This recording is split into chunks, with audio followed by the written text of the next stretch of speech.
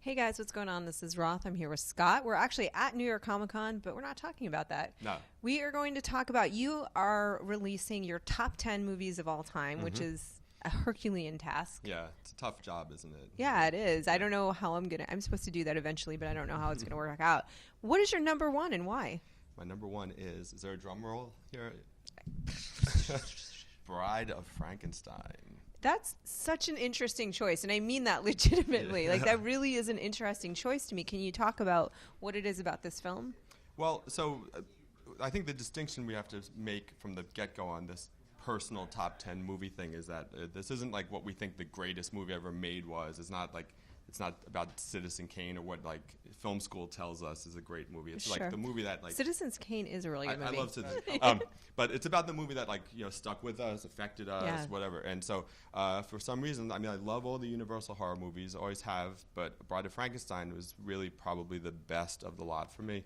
And I just remember as a kid watching Cinema 13 Horror on Friday nights. It was like the local PBS station. Some nerd would come on stage on this crappy little set and introduce a different Universal movie every week, and I would go through them all. And Bride of Frankenstein, it's just stuck with me. It's everyone thinks of Frankenstein, the Frankenstein monster from that era. It's Boris Karloff, of course. They think of him being this guy, and that's not what it is. And Bride of Frankenstein is the one that really brought it to this next level where he talks. Mm-hmm. He's intelligent. He's sympathetic.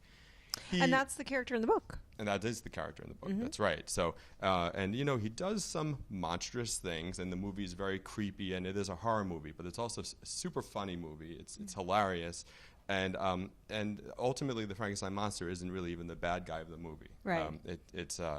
He's a very sympathetic character, and you feel for him.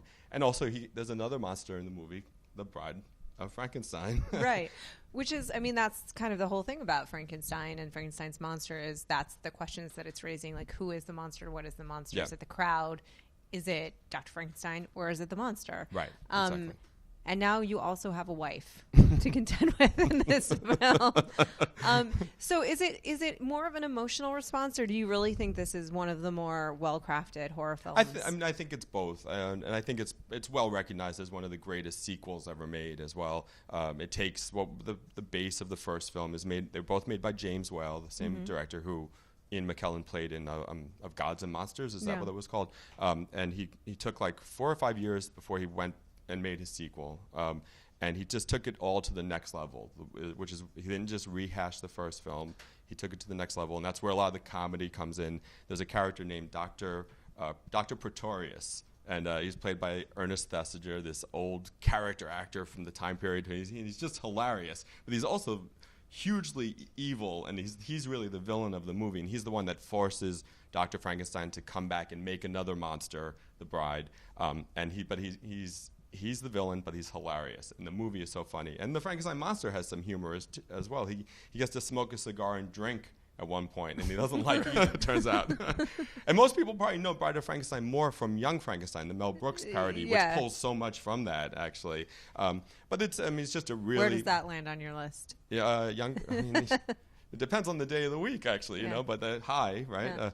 Yeah. So it is also, it's not just this thing that I remember from my childhood and I've shared with my son, and who, by the way, didn't like it. But we'll go back to it, and I'll make him watch it until he does like it, But it is also just a really creepy and well-made film. I mean, the sets on it are gorgeous. I mean, it was like a state-of-the-art, top-notch production for the era, which was 80 years ago or something.